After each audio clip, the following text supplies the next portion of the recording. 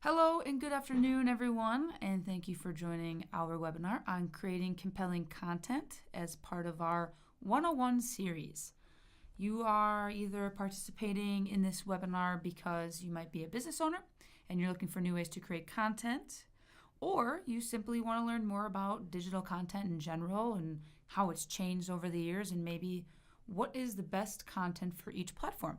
Well, either way, you are in the right place. So we'll start with a quick run through of today's agenda.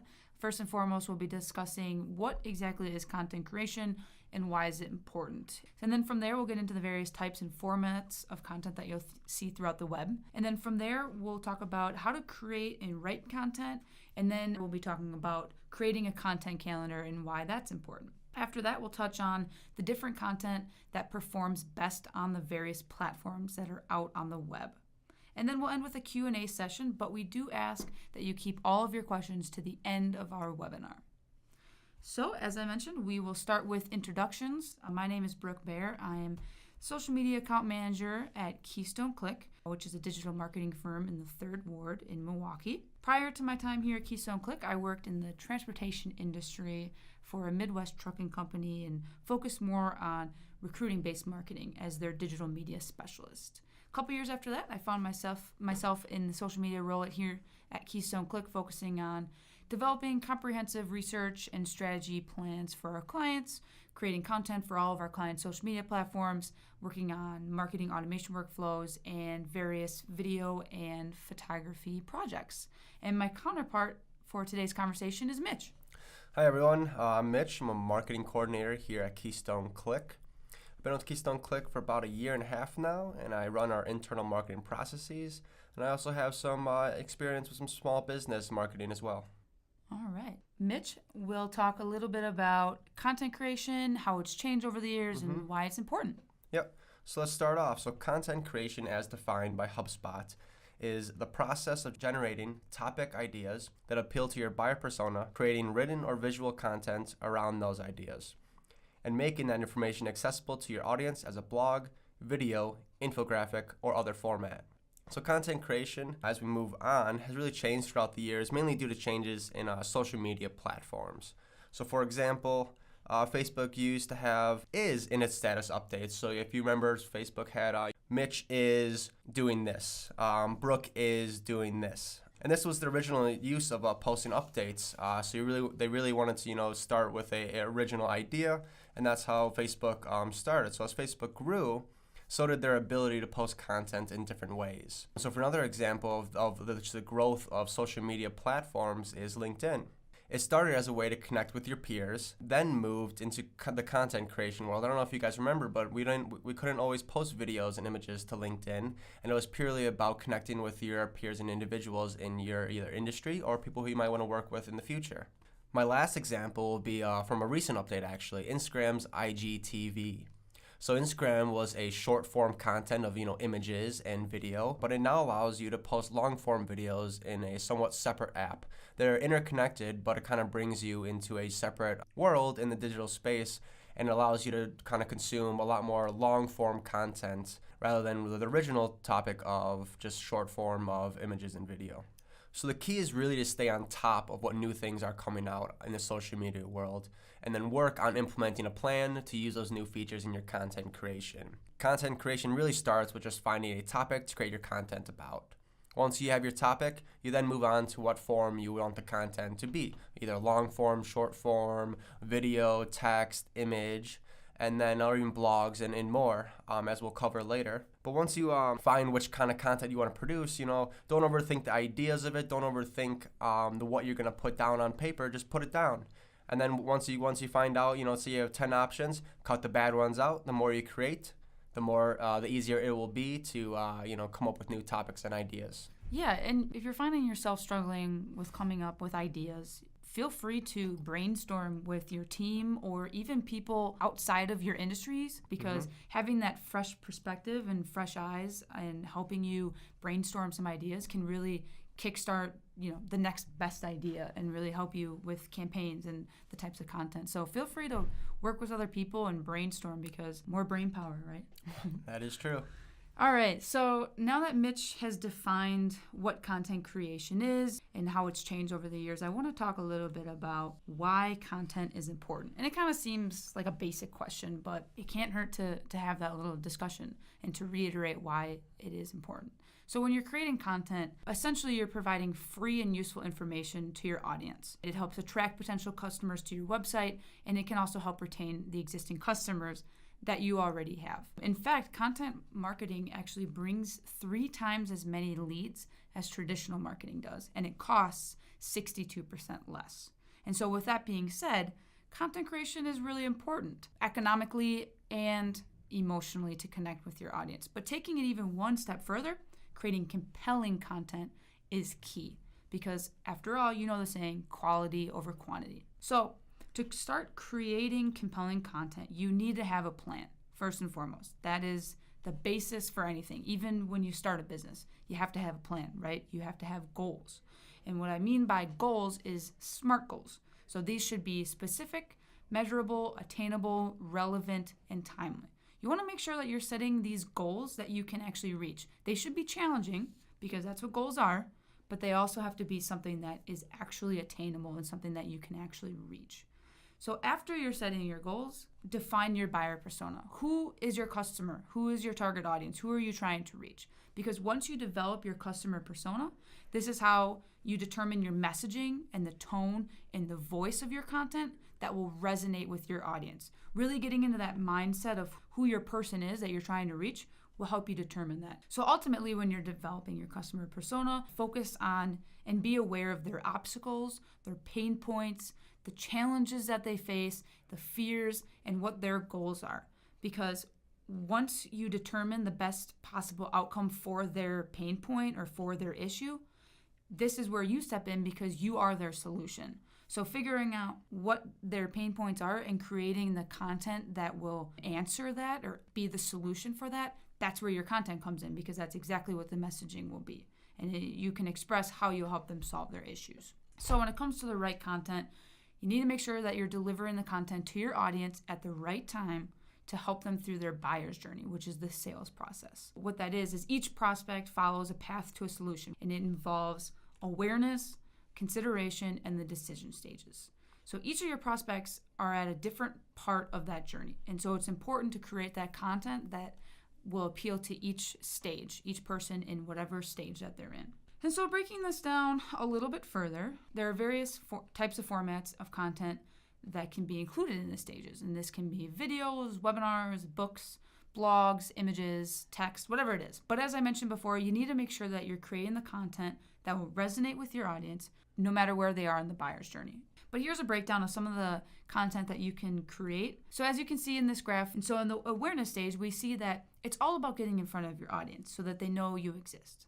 They're currently experiencing a problem. And so some of the content that will resonate in the awareness stage can be white papers and guides and ebooks, infographics and social media posts and things like that. And then once they get through the awareness stage and they know that you exist, they're in the consideration stage. So the customer knows that they have a challenge or a problem and they're considering multiple solutions, multiple services. So this is really an important stage of your content because you want to make sure that you're hitting those pain points and say, hey, we're here and we can solve your problem. This is exactly what we do. We are the experts in whatever your problem is. Some great ways to do this is through webinars and case studies, really showing success stories and how you've helped people in the past and how you've led them to success.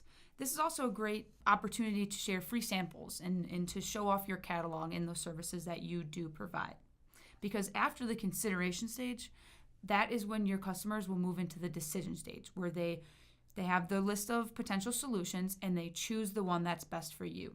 So this is where you can share free trials, free demos of your products and services, free consultations, and things like that. So with that background knowledge, you might be thinking, well, how do I know what to base these content pieces on? And Mitch kind of brought this up before about brainstorming ideas and staying on top of what's happening in the industry, but you can take it a little bit further, and this is where SEO and keyword research comes into play. And I won't dig too deep into SEO because we do actually have another webinar on that topic, but I'll give you a little bit background information on it. So knowing what your audience searches for in the search engines, this will be able to provide you with the direction that you want to take your content, and it will help work with the messaging of the content as well. So this is where the SEO research and keyword research comes into play. This will show you the search volume of a specific keyword, phrase, or keyword, and whether it's worth the investment of creating a piece of content on.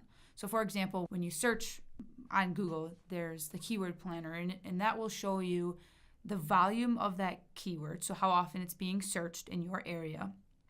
And then it'll also show you a ranking of how competitive that keyword is. So for example, high, medium, or low, meaning the competition that is being found for that word. So a good way to get started with the keyword research, if you're starting from ground zero, is to write down some questions that your persona might have based on the profile that you just built around their obstacles and goals. And then perform some keyword research around those searches to see if enough people are searching for those keywords. Because if the volume is low, let's say 0 to 10 searches per month, it might not be the keywords that you want to necessarily show up for because no one is really searching for that. So you want to find that happy medium between low volume of searches and high volume of searches, because you want to make sure that you're somewhere in the middle so that you do in fact show up for those searches around those pain points. And so some tools that you can do this are SEMrush, Moz Keyword Explorer, and Google Keyword Planner. These will give you some ideas about keywords that your business should hopefully and potentially be found for. So once you determine the keywords that you want to base your content on, you can start thinking of content ideas. And again, as we mentioned before, brainstorming with people in the industry and outside of the industry can really help you with fresh perspective ideas. Another good way to find some content ideas is to talk with some of your past customers, see what they were searching for, see what content resonated with them, and kind of take it from there. But a good practice is to start with an overarching theme, such as creating compelling content. And then from there, create short form content pieces that dig deeper into that overarching theme, into a topic under that theme. And so now that you've created your content based on your customer persona and where they are in the journey, and you backed it up with keyword research and the various content formats, now is the time to start promoting your compelling content. Yeah, so I'll be talking about the promoting content here. There are two main ways to promote your content online. One is organically, and the second is through paid. Organically, it is simply just promoting your content through your social media channels and other various platforms that you don't pay for. So it's purely, as the word says, organic. It's natural. It's not paid for. And the second then is paid, as in, you have a paid campaign, you spend $100, and then the ad is then sent out in front of your audience, and then they see it. So when you're posting your content, social media obviously is a great way to reach your audience organically. A key to growing organically is to provide value to your audience. There's a general rule of thumb that says 70% of your content should be original value add. So this is content like a blog that's how to create compelling content, how to write a blog, how to post posts on social media. Really you're trying to give your audience an understanding of how to do things and why. And then 20% should be curated content. Curated content means it's content from another source. So for instance, I like a social media examiner website. It brings lots of great knowledge and how-tos, like how to advertise on this platform, maybe new APIs, which is the programs that run advertising through Facebook. If there's updates on how they maybe find your audience, or how they target your audience, or how you can target your audience, that's something that might be interesting to your audience, and that would be great to post from a curated source. And then 10%, the smallest amount, should actually be you selling your products and services. Following this guideline will help you, build an audience that doesn't feel like they were just being sold to, but given free value, which in turn will help you win clients or sell your products and services. And I'm sure, as you guys have seen or witnessed or firsthand witnessed before, when all you do is get sold, it's very off-putting. And that's kind of why the 70-20-10 rule is very important. You really want to give free value, show that you know what you're doing. And then also not just showing what you know what you're doing, but also, giving them content that they can use for free, because that's not something that maybe you'll be paid for. That's something that they need to understand ahead of time before maybe they get to you. And I just want to jump in real quick here, Mitch. One thing that I really like about the 70-20-10 rule is that it's a variety of content. So like Mitch said, you're sharing internal posts, evergreen content, external posts, and then you're finally sharing some posts about your services and your solutions and whatnot. And this goes hand in hand with the buyer's journey and the sales process because, as I mentioned before, all of your prospects and potential customers are in various stages of the buyer's journey, right? And so I mentioned before the importance of sharing content and creating content that will hit every single stage of that buyer's journey so that you're making sure that you're hitting every single person and not just people in the awareness stage, not just people in the consideration stage, but throughout the entire buyer's journey. So with the 70-20-10 rule, as you're creating that variety of content and sharing external and internal links, you're hitting all of those stages of the buyer's journey. So they work really well together.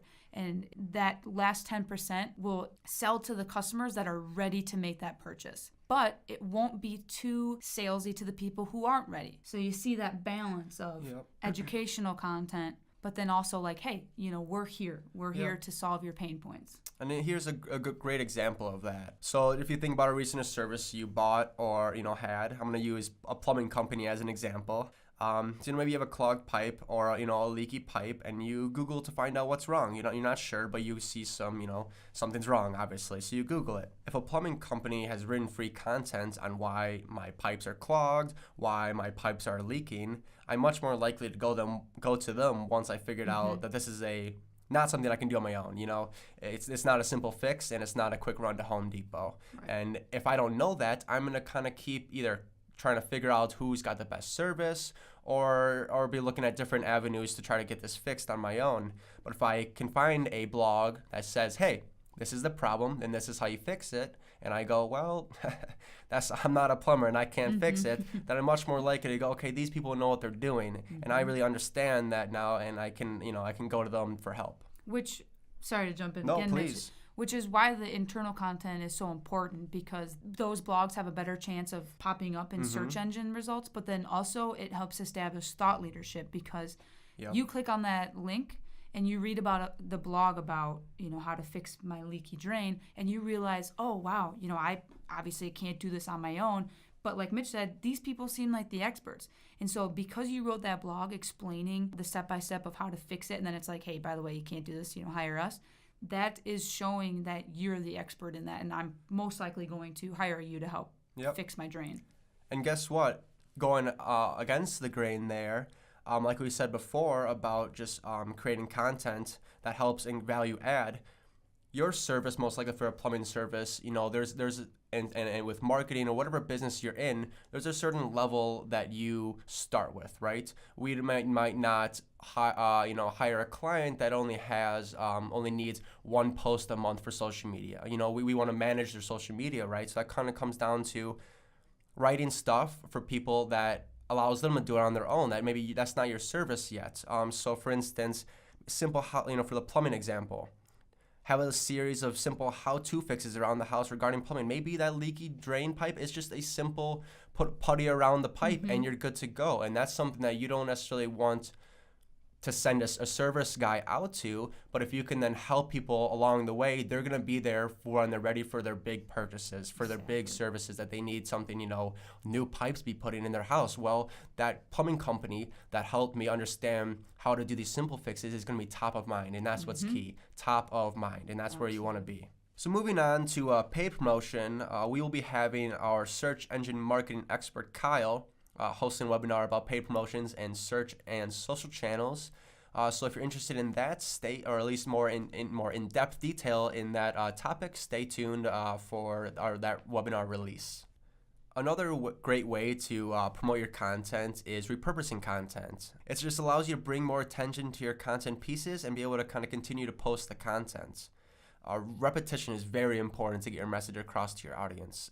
It's said that your audience needs to see or hear your message at least 3 times before it starts to click for them. So bringing it back to the plumbing example, that plumber needs to have 3 blogs on simple fixes for that person to really be top of mind and have that plumber be in their mind when they're ready for for a full-blown service. To get a more in-depth look at how to repurpose your content, I would check out our blog, Why You Should Be Repurposing Content, at our keystoneclick.com/blogs. And speaking of repurposing content, Mitch, another great technique that we use here at Keystone Click when we are creating social media content, whether it's for us or for our clients, is the reduce, reuse, recycle technique. The reuse and the recycle component come in before the reduce, actually, because there's no reason or there's no rule that says you can't reuse your content. Correct. You write a blog post, you're not just going to promote it one time and be done. There's a lot of content in those blog posts that allow you to share that blog multiple times a month. So definitely check out that blog to learn best practices on how to repurpose your content. And by recycling and reusing your content and keeping it fresh, you reduce your time and the time investment that you have when you're creating content. Definitely. I'm gonna have a little quiz right now for you guys. So if you want to chat your answer in the chat box, we will get back to you on the correct answer during the question and answer section. But the quiz question is, how many pieces of content do you think you can get from one blog post? Is it A, 5, B, 10, C, 25, or D, 50? You can either find the answer at the end of the webinar or take a look at our blog, Why You Should Be Repurposing Content, at keystoneclick.com/blogs. Now that you understand how to create compelling content and how you can promote it, it's time to learn how to plan your promotions and content sharing. So the best way to do this is to use a content calendar. A content calendar, as you can see on your screen, is a calendar in which you put pieces of content in time slots. I know the image might be a little small, but each of those blocks in there is a separate time slot at a separate social media channel. So light blue, I believe, is Twitter, and let's say the dark blue, I believe, is Facebook. So you can see how there's different channels at different times. So it allows you to plan your content promotions and then use strategies that may help engagement. So let's say you have 30 pieces of content, 20 value added, and 6 curated, and then around 4 selling pieces, trying to keep in line with our 70-20-10 rule. That's not an exact number, but try to keep it similar. You really want your majority of value add content, a few curated, and then your sell at the end.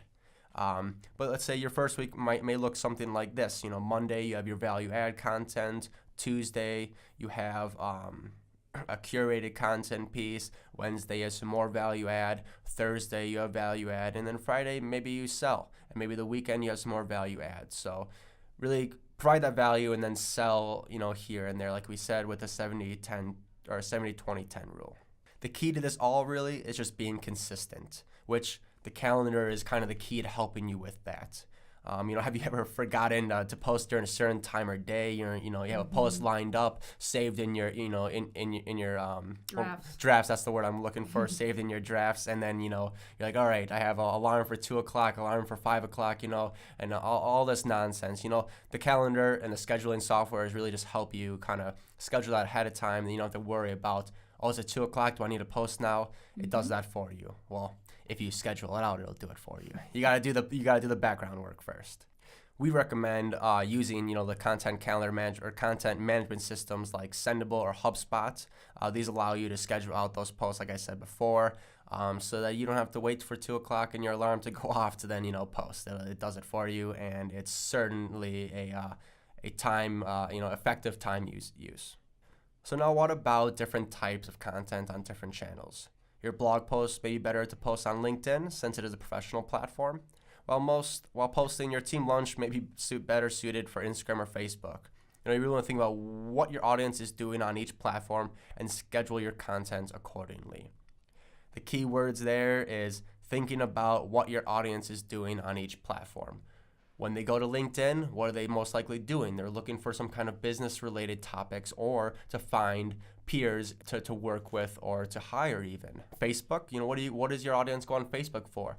A lot of times it's either to catch up with friends or to look at cool pages with products and services. Check people out on those product pages because they are so robust. You have a huge about page. You have all these details on your Facebook business page, and that people will go there to kind of understand what your business is about. I'm also seeing, Mitch, that more and more recently, Facebook is becoming I don't want to say recruiting platform, but it's a great platform to share the community involvement that your business does, cultural posts. So, hey, this Friday we celebrated all April birthdays and we brought in a cake, simple things like that to really show that your place is fun to work at, if that's the goal that you have. Exactly. And along the lines of that, Instagram.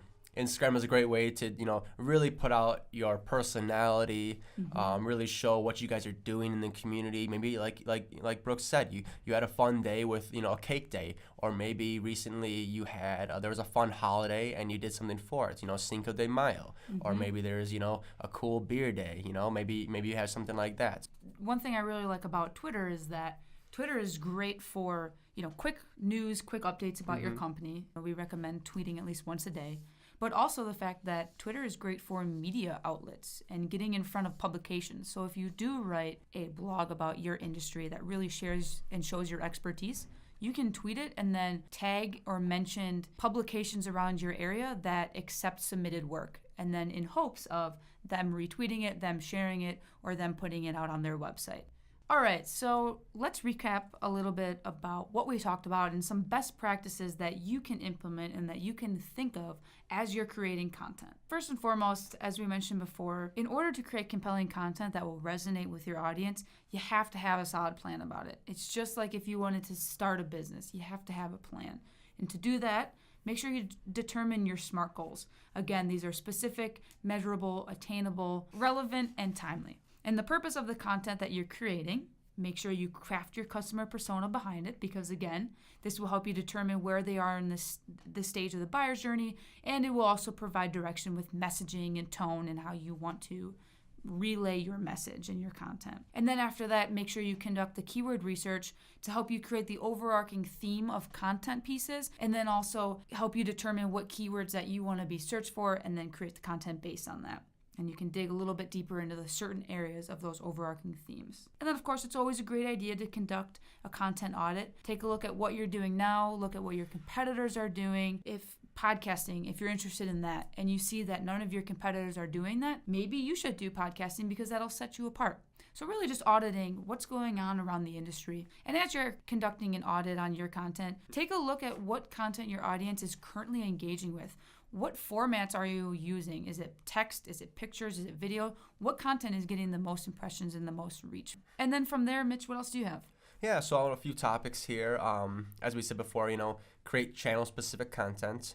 Not all content works great on all platforms, so be aware of that. Re-promote your content. Don't be afraid to post, the same thing or the same blog. Get it out there. People need to see it to click on it, and they need to see it to be interested in it. Just because you clicked on something once doesn't mean everyone's gonna be clicking on things right away. Use a calendar. That's key. You gotta make sure you use a calendar because the consistency is key, and that really just helps you plan out your month, your day, your week, and then stay updated on platform changes. Sometimes the algorithms will change at Facebook or Instagram or whatnot, and some content, let's say images, might be doing better one time, or maybe videos now are getting boosted a little more than, let's say, a text post. Maybe it's the keywords. Maybe now keywords have more weight than they did before. You pay attention to these updates, so then okay, where do I need to spend most of my energy to, in this post? And then like Brooke was mentioning a little bit before, brainstorm with your team members. Your team members see all different aspects of your customer's journey. The sales team especially. Bring one of your sales team members into the discussion and ask what their thoughts are. They have great insights on, issues your customers are maybe having. They're the ones that talk to the customers every day most likely. And they know what the pain points of your customers really are, because they're the ones face to face with the customer talking to them. And then also investigate what your competition is writing about. Do certain topics seem to get them great engagement? Maybe there's certain type of content that always seems to, not work as well. This could be a good sign that maybe a topic or type of content may be popular in your industry. Just don't copy it and, make it your own. And then lastly, make sure that once you create and promote your content, you have to analyze it. And this kind of goes hand in hand with the audit. But this is where you learn about what type of content worked and what didn't work so well. And then from there, it's kind of like a trial and error. You just move forward and take what worked well and create content that's similar to that. What constitutes as successful content and unsuccessful content? So some ideas for analyzing your social media content might include looking at engagement numbers. So how many times did people share and comment and like your post? And then taking a look at impression numbers and reach numbers. How many users did your content reach? How many times did the users see your content? Was it once, twice, 3 times? And then some ideas for analyzing your web page-based content might include conversion rates. So did someone fill out a form or whatever it is that you had on your page? What was the bounce rate on that page? You want to stay around 50%. And then taking a look at the traffic and how many people clicked from the post to your website. And then, of course, looking at page views as well. All right, so that wraps up our webinar on creating compelling content as part of our 101 series.